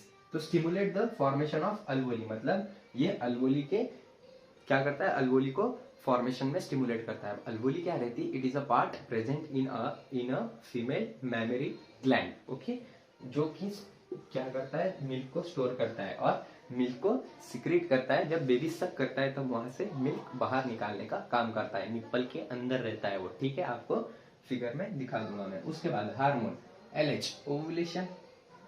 तो यहाँ पर अब हाइपोथैलेमिक हार्मोन का काम क्या क्या है वो देख लेते हैं हम। तो जो एलएच रहता है उसका काम क्या रहता है, एलएच का काम रहता है ओवुलेशन करना। क्या करना, ओवुलेशन करना। ओवुलेशन मतलब जो ओवम है उसको ओवरी के बाहर निकालना। कहाँ पर, फॉलोपियन ट्यूब में उसको ले जाके छोड़ना, ये एलएच का काम रहता। एलएच मतलब ल्यूटिलाइजिंग हार्मोन, देखा है हमने ये। ठीक है, उसके बाद एक और काम रहता है इसका कि कार्पस लूटियम को मेंटेन करना। कार्पस लूटियम क्या है, मैंने आपको ऊपर बताया कि कार्पस लूटियम किससे बना हुआ रहता, it is made up of rupture follicle. किससे, रप्चर फॉलिकल, जिसने ओवम को छोड़ दिया है बाहर, मतलब रप्चर करके छोड़ दिया है बाहर, उससे बाद में क्या बनता है, कॉर्पस लूटियम। और कॉर्पस लूटियम क्या सिक्रेट करता है, प्रोगेस्टेरॉन। ठीक है, उसके बाद एफएसएच क्या करता है, एफएसएच मतलब फॉलिकुलर स्टिमुलेटिंग हार्मोन। देखो, फॉलिकल को स्टिमुलेट करना, ये इसका नाम ही बता रहा है। तो ये क्या करेगा, maintain Graafian follicles. Graafian follicle को मेंटेन करने का काम यहाँ पर एफएसएच का होता है। ठीक है, समझ में आ गया। यहाँ पर हमारा गोनाड्स कंप्लीट होता है। अगर वीडियो अच्छा लगा होगा तो लाइक जरूर करना, अपने दोस्तों के साथ शेयर जरूर करना और सब्सक्राइब करना बिल्कुल मत भूलना। और एक बात और बोलने की रह गई आपको, आप सेलेक्ट जरूर होगे, कुछ भी बोला आप सेलेक्ट जरूर होगे। आप YouTube पे लेक्चर देख रहे हो, इतने टाइम तक देख रहे हो, 15-15 मिनट के वीडियोस। सो यार इतना तो मान सकता हूँ मैं कि आप में कैपेबिलिटी है कि पढ़ाई करने की और सेलेक्ट होने की। क्योंकि आज की डेट में YouTube पे इतना सारा पड़ा हुआ है कि आपको सजेशन में 100 वीडियो आ जाते होंगे कि देखिए ये कैसे होता है, वो कैसे होता है, ये कैसे होगा, वो कैसे होगा। देखिए इसका रेस्ट है, ये एक्सपोज्ड, वो एक्सपोज्ड, लेकिन फिर भी आप पढ़ाई की तरफ मुतवज्जो है, पढ़ाई की तरफ ध्यान दे रहे हो, इसका मतलब आप में कैपेबिलिटी है। I really appreciate that. So thank you so much, have a great day. Hello everyone, कैसे आप सब लोग? बढ़िया एकदम। तो आज हम देखने वाले हैं हार्मोन रिसेप्टर कॉम्प्लेक्स, मतलब हार्मोन रिसेप्टर कॉम्प्लेक्स कैसे होता है और कैसे सेकेंडरी मैसेज जाता है कहां पर, सेल के अंदर, न्यूक्लियस के अंदर। और क्या देखने वाले हैं, साइक्लिक एएमपी IP3 CA++ ये सेकेंडरी मैसेज कैसे कैरी करते हैं सेल के अंदर। और इसके बाद हम क्या देखने वाले हैं, जो सबसे इंपॉर्टेंट पार्ट है, जो सबसे लास्ट में देखने वाले हैं हम, वो है कि टाइप्स ऑफ हार्मोन के, हार्मोन के वेरियस टाइप्स कैसे गिरते हैं, कौन से हार्मोन प्रोटीन रहते हैं, कौन से हार्मोन स्टेरॉइड रहते हैं, कौन से पेप्टाइड रहते हैं, ये हम देखने वाले हैं। ठीक है, तो स्टार्ट करते हैं हम। Hormone receptor complex, hormone target tissue, hormone क्या करता है, एक टिश्यू को टारगेट करता है। क्या करता है, टिश्यूज को टारगेट करता है। और वो टारगेट कैसा करता है, बाइंडिंग टू स्पेसिफिक प्रोटीन, मतलब एक स्पेसिफिक प्रोटीन को बाइंड करता है। क्या करता है, एक स्पेसिफिक प्रोटीन को बाइंड करता है। उसके बाद hormone receptor located in the target tissue only, मतलब जो हार्मोन रिसेप्टर रहते हैं वो सिर्फ और सिर्फ कहां पर रहते हैं, वो रहते हैं टारगेट टिश्यूज पे, मतलब जो हार्मोन का टारगेट है वहां पर ये प्रेजेंट रहते हैं। उसके बाद hormone receptor on sale membrane, मतलब जो हार्मोन रहते हैं और जो उनके रिसेप्टर रहते हैं एक टिश्यू पे जाने के बाद वो एक सेल मेम्ब्रेन पे जो लगे रहते हैं, उस मेम्ब्रेन को क्या बोलते हैं हम, मेम्ब्रेन बाउंड रिसेप्टर। क्या, कौन से रिसेप्टर, मेम्ब्रेन बाउंड रिसेप्टर। उसके बाद वेरी वेरी इंपॉर्टेंट, ये आपको याद रखना है, नीट में आ सकता है। उसके बाद हार्मोन रिसेप्टर इनसाइड सेल, मतलब ऐसे हार्मोन रिसेप्टर, रिसेप्टर मतलब जो कैच करने वाले, ऐसे हार्मोन रिसेप्टर जो कहां पर है, जो हमारे इंट्रासेलुलर, इनसाइड सेल है, उसको हम क्या बोलते हैं, इंट्रासेलुलर रिसेप्टर।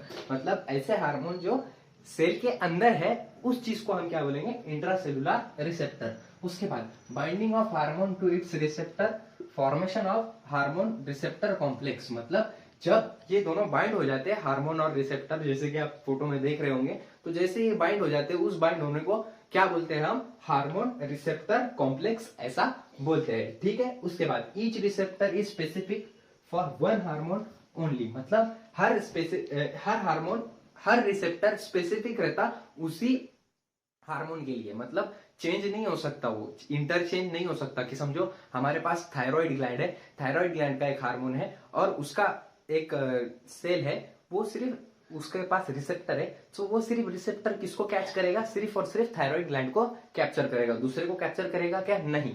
यही इसका मतलब यहाँ पर ये होता है। उसके बाद and hence receptor are specific, और इसीलिए हम क्या बोलते हैं, रिसेप्टर स्पेसिफिक होते हैं। स्पेसिफिक मतलब एक ही जगह पर काम करना, एक ही चीज पर काम करना, उसको क्या बोलते हैं हम, स्पेसिफिक बोलते हैं। उसके बाद hormone which interact with membrane bound receptor, मतलब ऐसे हार्मोन जो मेम्ब्रेन बाउंड से, मेम्ब्रेन बाउंड रिसेप्टर से क्या करते हैं, मेम्ब्रेन बाउंड रिसेप्टर होते हैं, वो normally do not enter target cell, मतलब टारगेट सेल के अंदर वो जा नहीं पाते। जैसे कि जो मेम्ब्रेन बाउंड रिसेप्टर रहते वो बाहर रहते ना, पहले ही बताया था मैंने, जो मेम्ब्रेन बाउंड रिसेप्टर रहते वो सेल के बाहर रहते हैं। कहां पर रहते हैं, सेल के बाहर। ठीक है, तो वो सेल के अंदर जा पाएंगे क्या, नहीं, उनको क्या लगेगा, एक सेकेंडरी मैसेंजर लगेगा। और सेकेंडरी मैसेंजर कहां पर होगा, सेल के अंदर होगा। कहां पर होगा, सेल के अंदर। वो सेकेंडरी मैसेंजर कौन से है, वो सेकेंडरी मैसेंजर ये तीन है। कौन से है ये तीन, कौन से साइक्लिक एएमपी, IP3 और CA++, मतलब कैल्शियम। और यही तीनों क्या करते हैं, रेगुलेट सेलुलर मेटाबॉलिज्म। क्या करते हैं, सेलुलर मेटाबॉलिज्म को रेगुलेट करते हैं। इसके बाद हम क्या देखने वाले हैं, इसके बाद हम टाइप्स देखने वाले हैं। क्या देखने वाले हैं, टाइप्स ऑफ वेरियस हार्मोन। सो आप ये लिख लो पूरा, मैं ये मिटा देता हूं तब तक।